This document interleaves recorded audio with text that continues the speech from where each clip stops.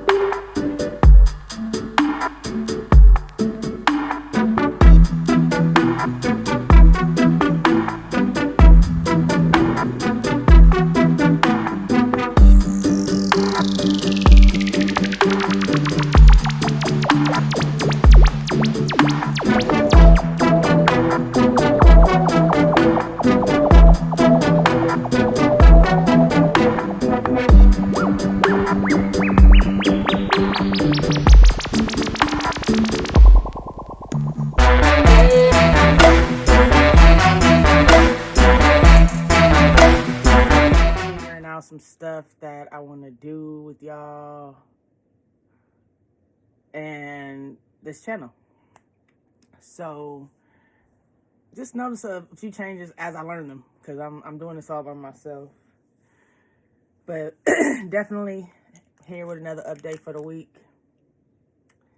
And we are going to let you guys know what's been going on since I started following the instructions that I gave you last video. All right. Now, update here. Update. Sorry, I got my breakfast. My trusty dusty green smoothie.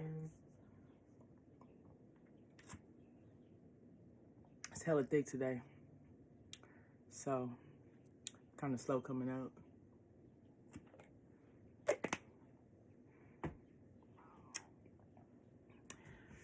Always got the red. Always represent Gilli-Occult. Red. Like that logo there. Okay, so what I want to talk about since we last spoke is not letting people knock you off your journey or the things you have planned. This requires a very regimented practice, a very disciplined schedule, okay? And you're going to have people in your life who either don't get that or don't respect it, okay?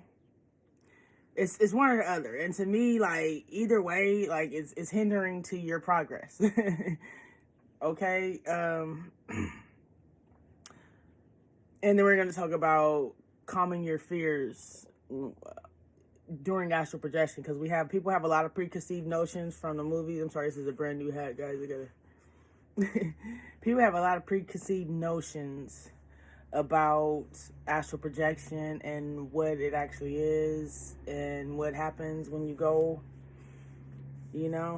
oh, be careful. You may run into some spirits that you don't like, or that are evil.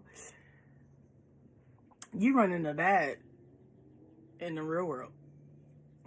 I run into spirits and energies that I don't like in humans every day. Every day. This is why I don't like dealing with people on a regular basis. Like, I like my social interactions to be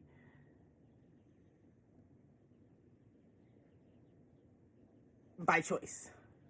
Okay. So yeah, because I have a friend that, is not really getting it. Like, anytime she wants to hang out or talk on the phone, I'm in the bed. when I specifically said, hey, I'm usually in the bed by 10:30, 10 o'clock, sometimes 9 o'clock, because I like the earlier the better. I like to wake up really early. I like to be up before the sun comes up. I like to see the sun rise and be out and already handling my business while all the regular people are still waking up.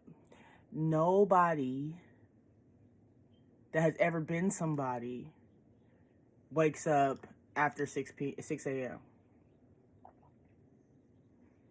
I'm sorry, like, nobody in history, like, anybody, like, throughout history, if you look it up, man, they always were early risers. Early to bed, early to rise, man, I'm telling you. It's a better lifestyle. I've done both. I've been the night owl. I've been the person that wakes up in the early morning, and I'm gonna tell you one thing, I prefer early morning.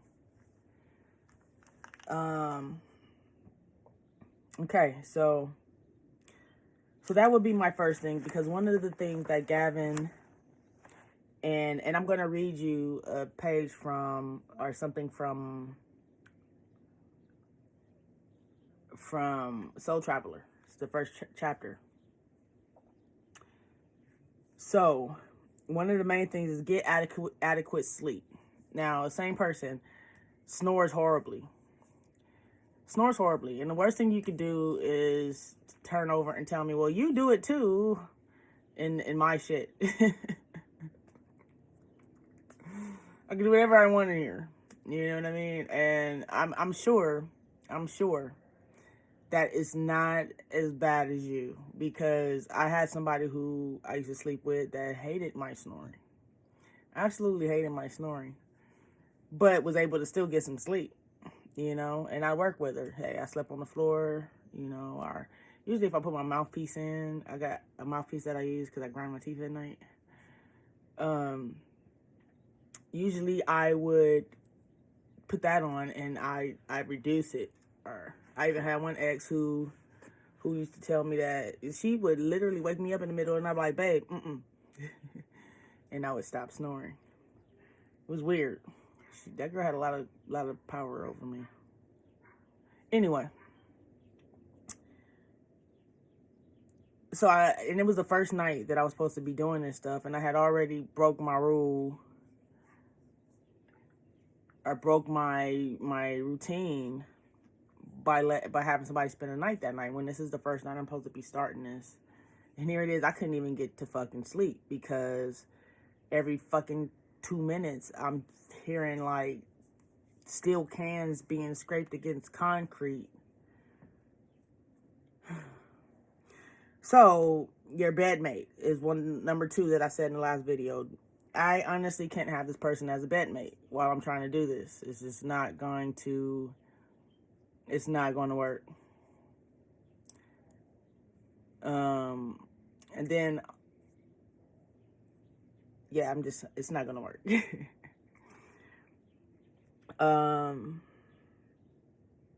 So, and then I got repeated calls at 11 and 1 o'clock in the morning when I told you my bedtime. It's like people don't be believing you or something.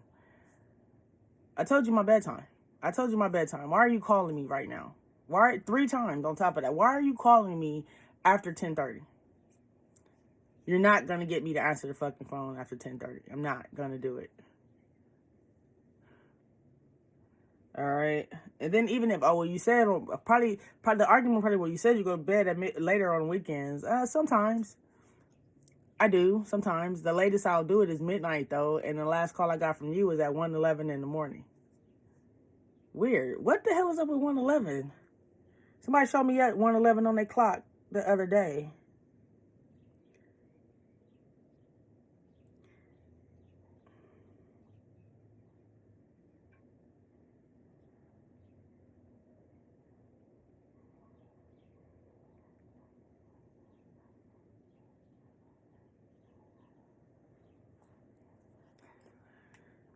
$1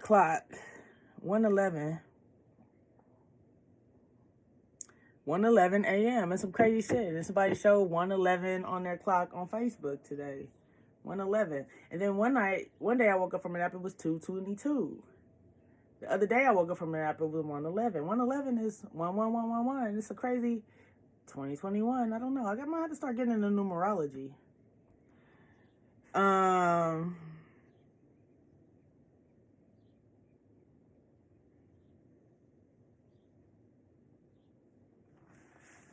Okay, so yeah, make people, moral of the story of that part is make people respect your time. Make them respect your process. Even if they don't know exactly what it is, just tell them, I got something going on. I got to keep a bedtime. I got to keep a strict routine. And if they don't respect it, make them. And if they still don't respect it, have them kick rocks. 1:11 in the morning. I looked at my phone like, honestly, it's just going to piss me off and make me not want to deal with you at all. 1:11 in the morning, bitch, I'm already asleep. The fuck?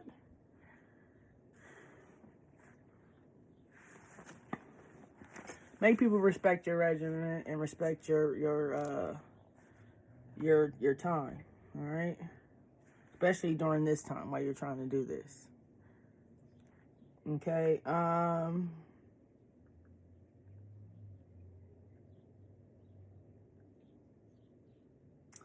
Calm your fears during astral travel. So,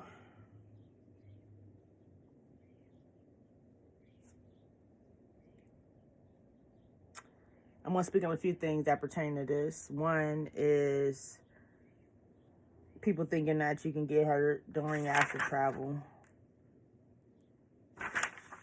And you can't. All right?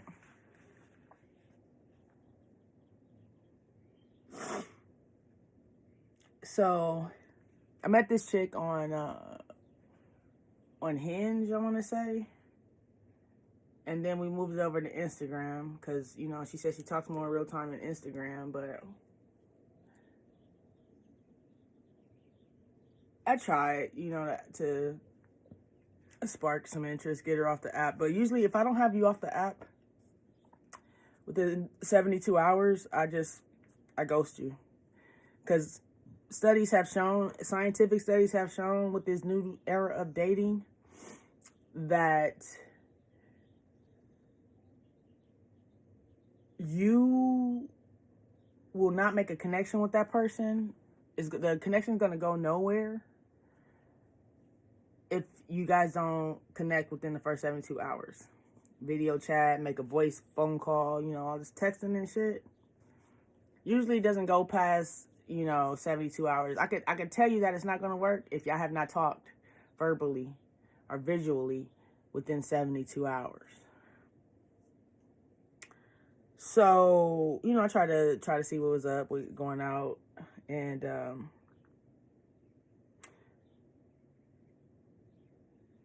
she tells me she's becoming a recluse, and because she said she would try to meet me on an Astral.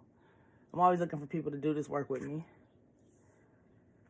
She said we can meet up there first and see what's up, I can already sense that this woman was a weakling, and I'll tell you what a weakling is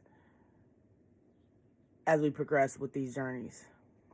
But just to give you a synopsis on it, or a general summary of what a weakling is somebody that lets worldly issues consume them.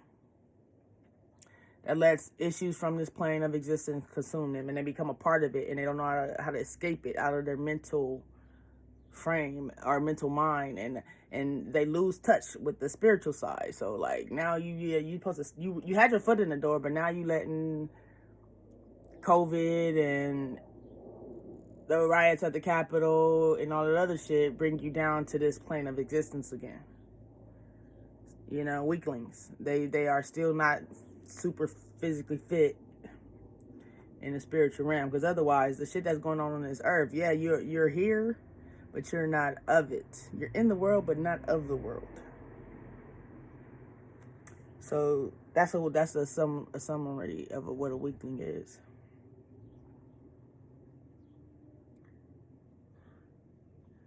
And I decided to do my tapings in the morning because this is when it's most quiet here in my house right now.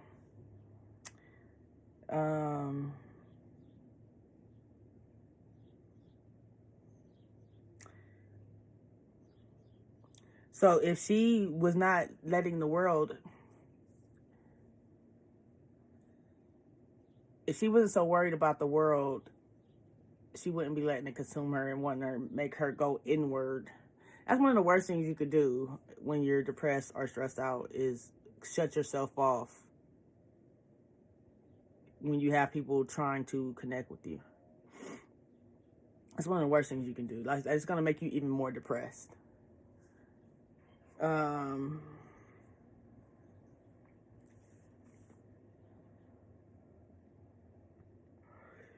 and Yvonne explain that peace and serenity can be gained through astral projection. All right. Centuries of fear, ignorance, and suppression have now given away before the inquiring minds of the dedicated people. This is what they're saying now. Like, people are starting to not be scared of this, but I don't know. I haven't found that to be the case. Like blacks who are scared of voodoo, you ignorant fucks. That was your original religion before Christianity. Before the white man came to Africa and put that Bible in your hand, Christianity was not a thing. It was voodoo. That was your go-to. And before they demonized it, you dumbass idiots weren't fucking running from the shit. You still embraced it. You know, that's actually where worship of Christian deities came into play, because they just took the Christian deities that they were forcing you to praise and worship and put the Christian faces on them. Or they took voodoo deities and put Christian faces on them so that they can still worship their gods in peace.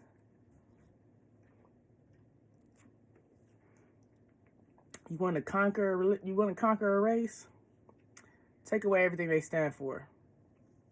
And they took voodoo from you.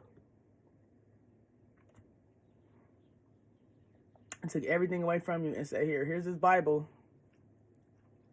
Here's this Bible. Go read this. This is your salvation. I'm still waiting to see the salvation that this Bible was supposed to provide.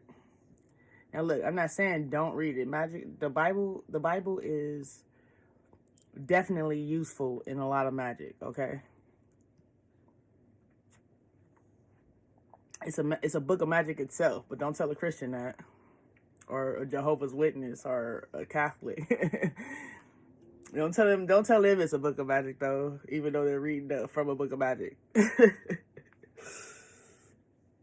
All right. So my note to this is because she decided to go inward into the world. And I'm saying, use astral projection as your way to escape this place and find answers to be able to better navigate this place. If not for yourself, you know, or people you know, but not for people you know and things around you, but for yourself, you know, it's going to help you stay boxer ready in battling this COVID bullshit, the disease, the people that's going nuts about it, around it, and all this other stuff.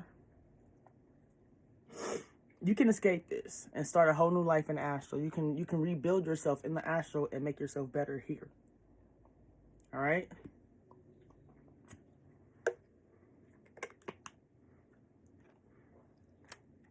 Many people are afraid they will meet the boogeyman or some strange monster when they astral project.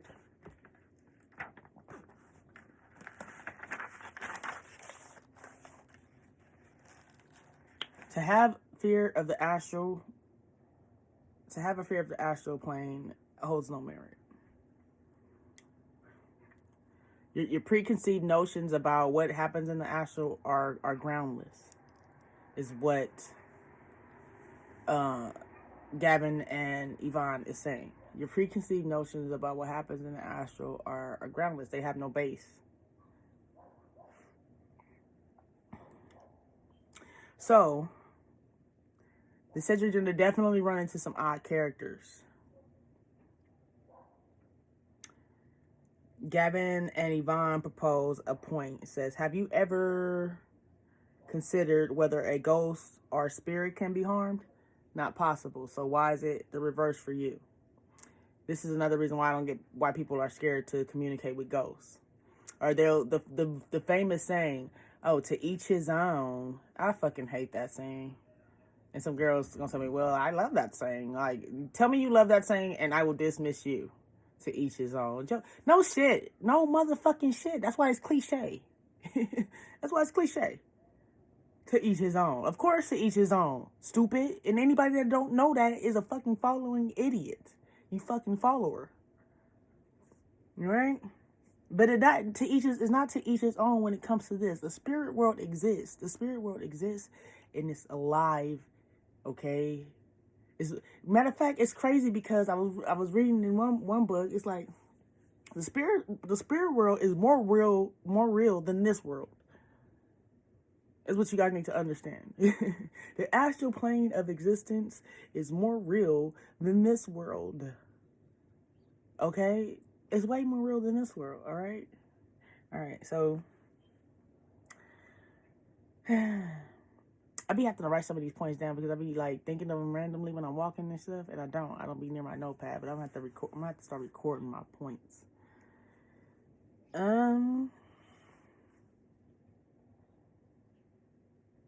No more can you be harmed when you are traveling the astral realms. All right, it's the same thing. So,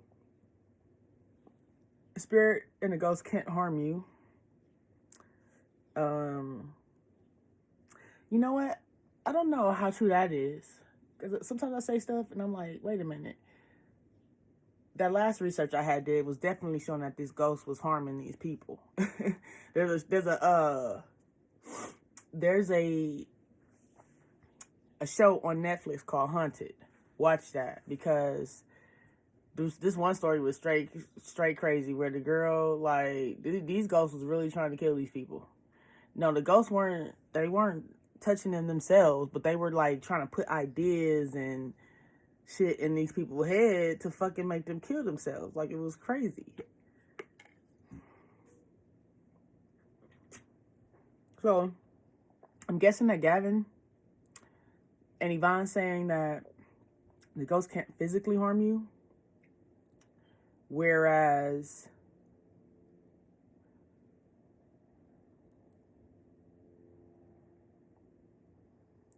they can make you think stuff or do stuff. Have actions that would kill you. Because I saw some stuff that, no, that goes in physically.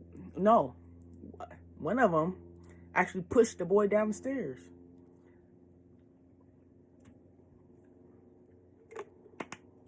Trying to kill him. Okay, so here are some common observations that Gavin and Yvonne are saying they noticed through all of their research and thousands of reported cases. One was hell does not exist. Despite many attempts by each of the researchers, in turn, it was not possible to go to any recognizable place or area of spiritual torment. Upward and onward, yes, you can go into the future. But you can't. It says upward and onward, yes. Everyone can go to these realms. Downward into negativity, no. So that was one observations. So I wanted to get into my own observation of this week. I had an old friend contact me, and it was crazy because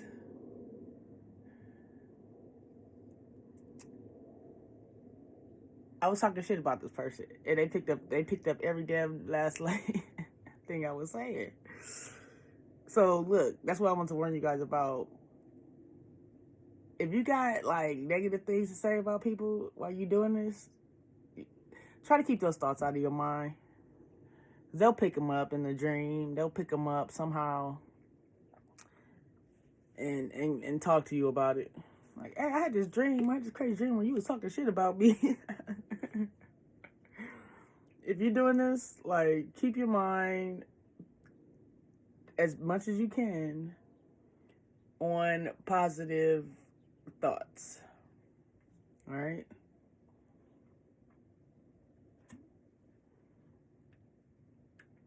Because I'll be damned if she didn't pick up that I was talking shit about her.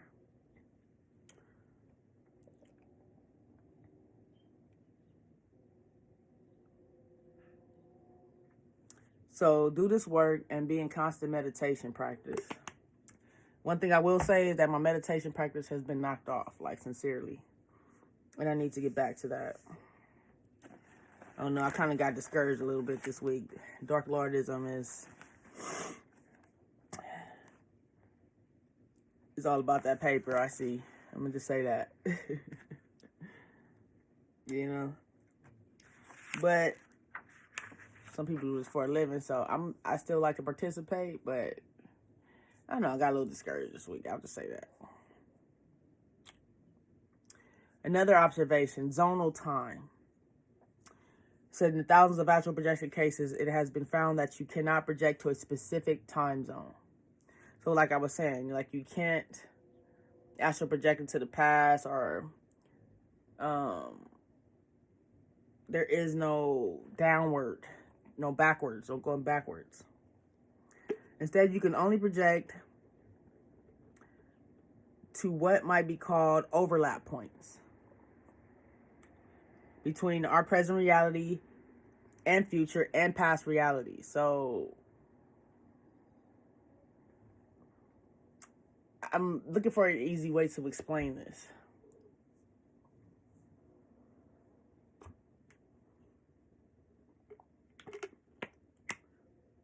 Okay, so look, this is what it is. Distortion of reality with time. As a real picture fades, so does your perception of the scene in the midst of the past. So this is why you can't really go back to the past. You can go to overlap points, but just like a real picture fades, your memory fades. So there's going to be parts of the event that are not going to be correct.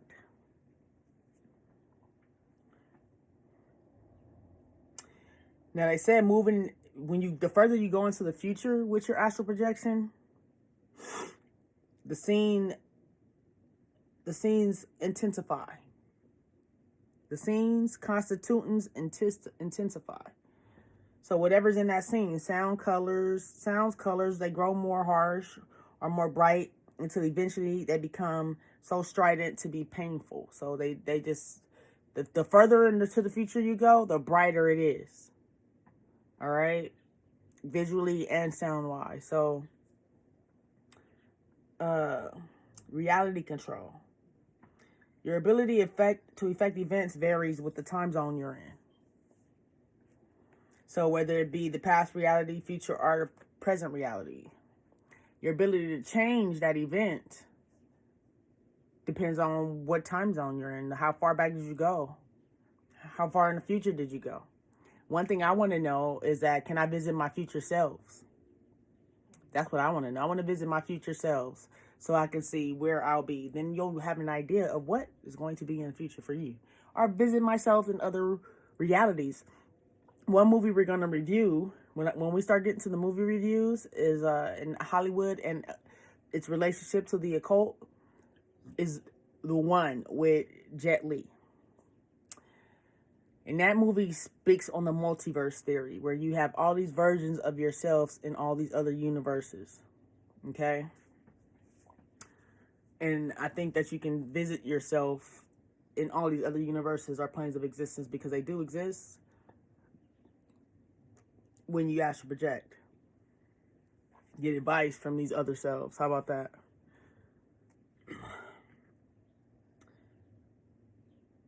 So yeah, like I was trying to tell a recluse, like you are like, so like, you're such a weakling, because if you knew anything about what this stuff can really do for you, you wouldn't even be worried about what's going on here. You'd be visiting other places while this shit is happening. Yeah, I wake up in the morning, and when I wake up in the morning, I prepare myself to go back into the astral.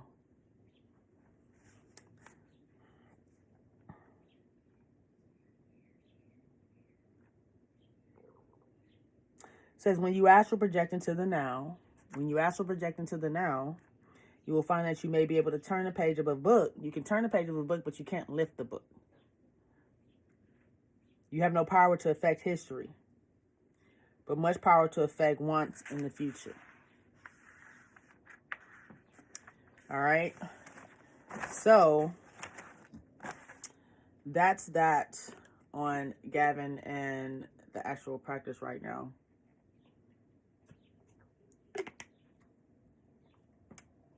And as I promised, we are going to read.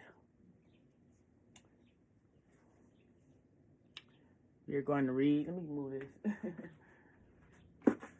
We are going to read some Soul Traveler.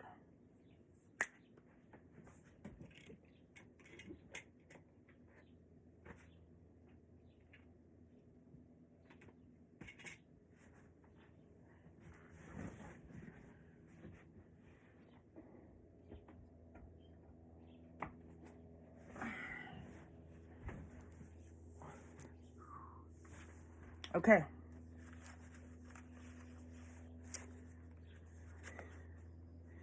I think I read the introduction to you in the last video, didn't I? No, that was the forward.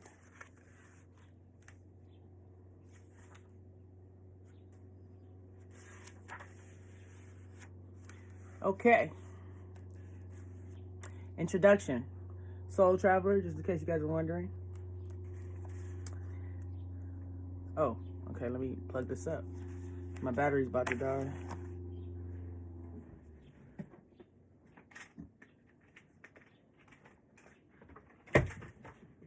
I so suck at making sure this thing doesn't die on me while I'm trying to do these videos. Alright, guys.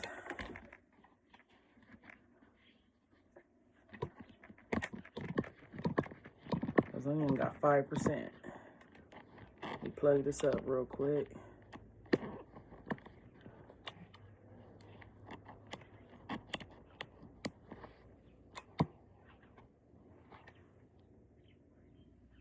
Is it charging? Yeah, it's charging. Okay. All right. Introduction. Some men see things that are and ask why. I dream of things that never were and ask why not. John F. Kennedy. Is there life beyond death? Does the soul really exist? Are angels and ghosts real? Are these spiritual beings helping to shape mankind's destiny? Within these pages, I describe my soul travels, also known as out-of-body experiences, and because of them, I believe I have found some answers to these questions. First, I must say that I am not what you would call a religious person. Although I was baptized Catholic and served as an altar boy, I have not attended church regularly in years. Also, my life has not been filled with psychic occurrences. However, I have experienced, since the age of 4, a type of paralysis during the night and early morning. The witches are riding you, is what my grandmother would always say. This state of feeling paralyzed, I have found out, was my personal doorway to what may be the ultimate truth. What is this strange feeling? All my life, as far back as I can remember, I've had a peculiar sensation that I once dreaded. Often I will wake up fully aware of my surroundings. I could hear and see, but I was incapable of moving. I felt paralyzed. I call this the paralysis state. The same phenomenon happened to my mother and my cousin Robert, and we all hated it. For years, I suffered with this affliction. I found out early on that during the paralysis, I was capable only of moaning aloud and nothing more. I call this the abort sequence. After I was married, my wife became so accustomed to this as she would nudge me with her elbow to wake me. I would then be capable of moving my body again. I didn't have a clue as to how close I was to achieving an out-of-body experience. This one term is currently used, astral projection, and going exterior are others, but I prefer to call it soul travel. I use this term for a variety of reasons, one being because it is used by a group known as the Ekankar Society. That's spelled Ekankar, and I looked them up. They're still around, so you can check them out. Again, that's Ekankar Society, the Ekankar Society. But more on that later on. Another peculiar thing that happened during sleep is what I used to call waking up in my dreams. Lucid dreaming. Although sound asleep, I became cognizant that I was dreaming, or at least aware of what I thought was a dream. Scientific and metaphysical circles refer to this as a lucid dreaming. After waking up in my dream, I had the ability to change the dream. Sometimes I will fly. Other times I explored my surroundings. Keeping my thoughts focused wasn't always easy, but when I did, it was always exciting. These two common occurrences, the paralysis state and waking up in my dreams, remained unconnected for most of my childhood and adult life. One evening I rented the movie Out on a Limb, starring Shirley MacLaine. The film had a profound impact on me, one that I did not fully understand at the time. At the end of the film, Shirley MacLaine has an out-of-body experience. Start that over. At the end of the film, Shirley MacLaine has an out-of-body experience resulting from a series of spiritual events. I was so affected by this movie that I wrote her a letter, which I never mailed. It read, "Dear Shirley MacLaine, I am not in the habit of writing or contacting celebrities as a fan or otherwise. But writing to you is something I feel compelled to do. Recently, my wife and I viewed your film Out on a Limb on video, after which we were both deeply moved. It has been 2 weeks since then, and I still feel undeniably affected by this film. Presently, I am an engineer on NASA's Space Station Freedom Program and have worked in aerospace for the last 2 decades on various government classified and non-classified programs."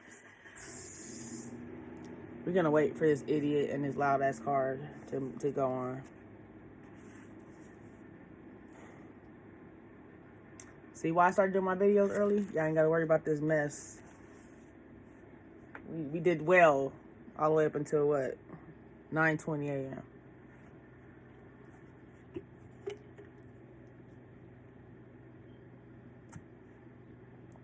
Interlude, guys.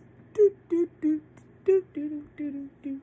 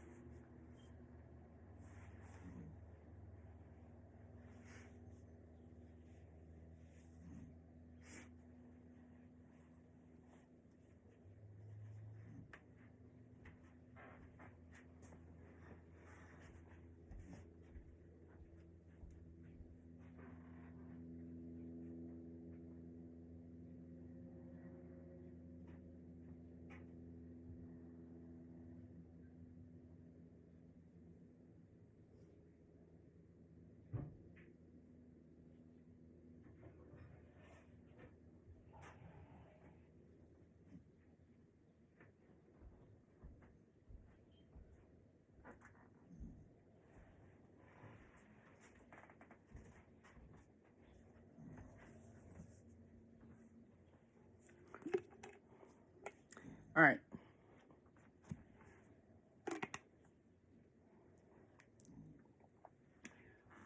It's back on, guys. Try to edit this video quick. But last time I figured out that I need to make a trailer. I got music for this channel and all kind of stuff that we gotta like try out. Huh. What's up? What's up with that? All right. And look, if anybody would get on and help.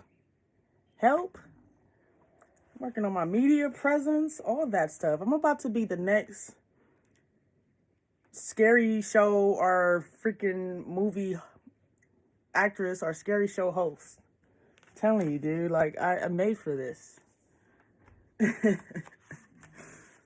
All right.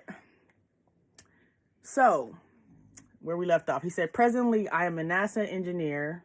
I'm an engineer on NASA's Space Station Freedom program. So this guy's not some old lackey just writing a book about his experiences. He obviously has some sense about himself, but he can be an engineer on NASA's project. Got this piece of lint in my hair that's been bugging me this whole video. Hold on.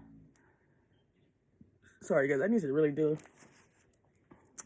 a more thorough cleanup of myself before I come on here. Piece of lint is getting on my nerves. I think I got it. No, I didn't.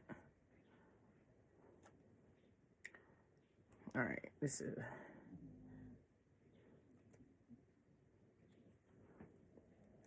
All right, we're just gonna put that one back right now. Okay. So he wrote the letter to Shirley, and he's telling her that he's an engineer with NASA. Worked on a lot of programs, classified and unclassified for the government. It says, all my life, I have been and continue to be interested in astronomy, space travel, UFOs, and psychic phenomena. I don't want you to get the impression that my only interest is in space-related areas. I just want to give you an idea of my background in hopes of adding some credibility to this letter. Well, to make a long story short, I am seeking knowledge about life, past, present, and future.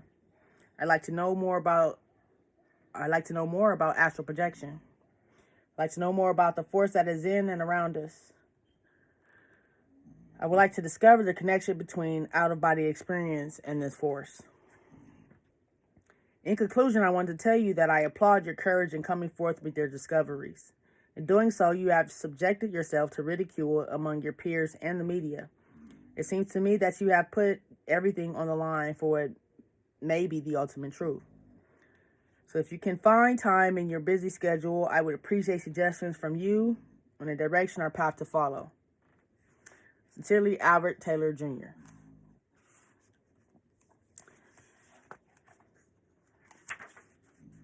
I became intrigued with the thought of having my own out-of-body experience. I shared my interest with my close friend Kim, who suggested I take a metaphysics course taught by Dr. H at the local college. Having had a near-death experience and having witnessed a host of psychic occurrences, Dr. H was driven to teach classes that focused on spiritual awareness and enlightenment. Hint, hint, guys, another step on your path. Take classes that focus on that. Start investing in yourself. And yes, you can get these books. You can get these books all day. But start paying for some classes to be able to apply it. Don't be an armchair occultist. Okay? This is the whole point of this channel. You know? Yeah, I get these books. I'm going to tell you about them and read them to you. But do we really have any basis unless we try this stuff? We're just going off the person's word in the book, right? Let's try it out. Let's try it out and report back and say, hey, this worked, this didn't work. This was bullshit, this wasn't. Okay? Come to this place like a blank canvas. Come here and be an empty bowl or a blank canvas. Okay, you have no religion when you come here. You have no preconceived notions when you come here. We are scientists of the occult. Okay?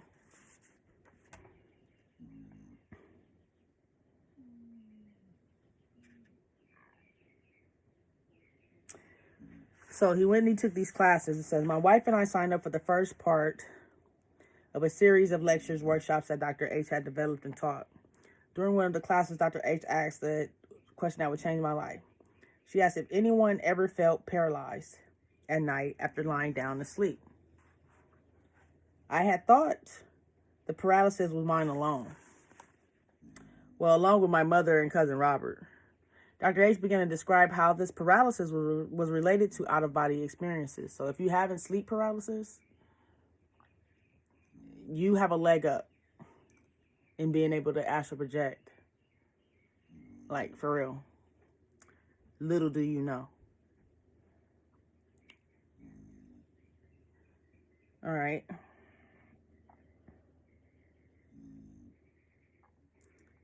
At first, I doubted her because I knew that I had not had an out-of-body experience. Dr. H then said that dreams of flying may very well be out-of-body experiences. I thought, no way, I fly all the time. I left the class both puzzled and excited. Could this be true? Were my dreams of flying out-of-body experiences? I went out and bought every book I could find on out-of-body experiences and astral projection. Robert Monroe's Journey Out of the Body, and Dr. Keith Harary and Pamela Weintraub's Out-of-Body Experiences. So again, I'm reading this to you guys so you can get the leads here, the resources. So again, that was Robert Monroe's Journey Out of the Body. I like Robert Monroe. Robert Monroe, he started astral projecting because he wanted to find a way to keep in contact with his wife in the astral realm. Okay? Or when she died. I'm sorry. She had contacted breast cancer, or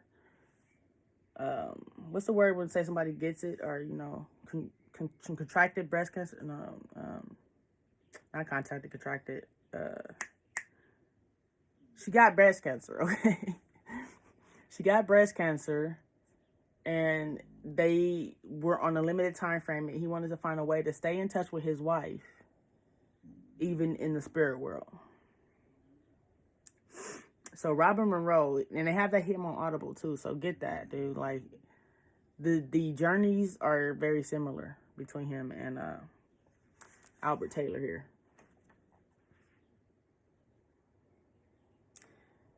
And then Dr. Keith Harary, that's spelled Harary. And then Pamela Weintraub. So that's Weintraub.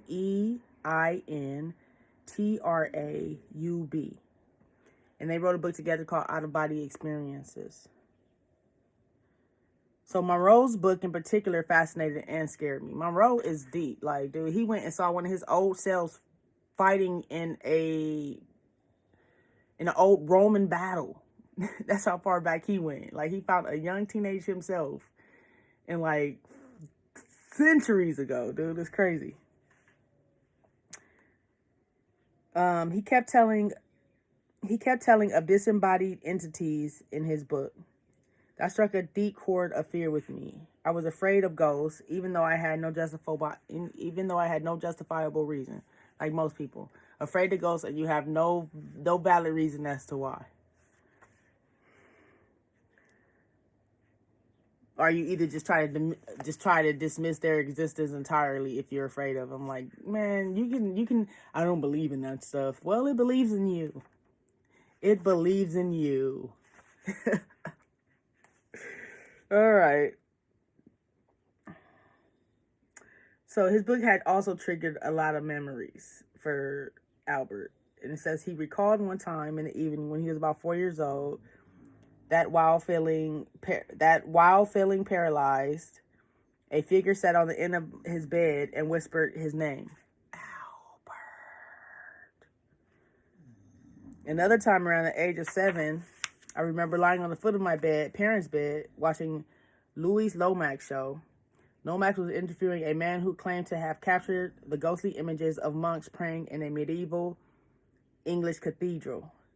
The image of blurry, soft white figures kneeling among the cathedral pews scared me so much I refused to go to bed. Finally, my mother sent me to bed, clutching a set of Catholic rosary beads close to my chest and reciting the Hail Mary prayer over and over again. I had no idea why I had such a fear of ghost entities or spirits. After all, it's not as if such things exist, right? I soon learned that fear would be the bars in a prison of my own creation.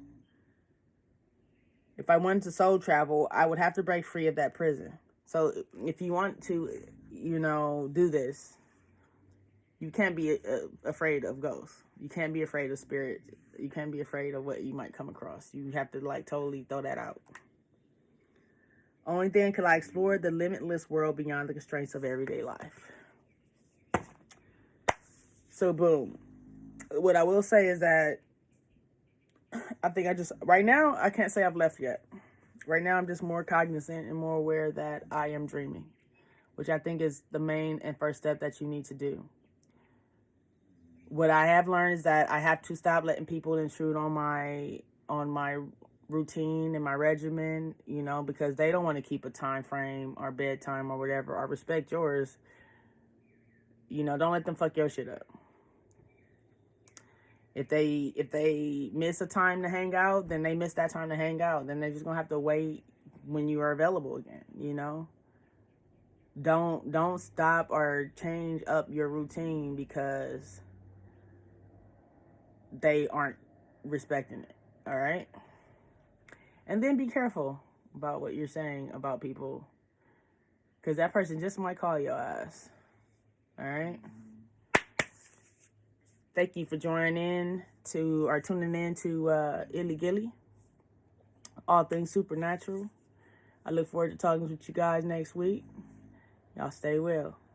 Peace. Oh, don't forget to like, subscribe, follow. I know that I have to start saying that. A lot of people say that in their videos. Like and subscribe. Like the videos and subscribe, so I can show up in your algorithm and start busting some. All right, y'all. Peace.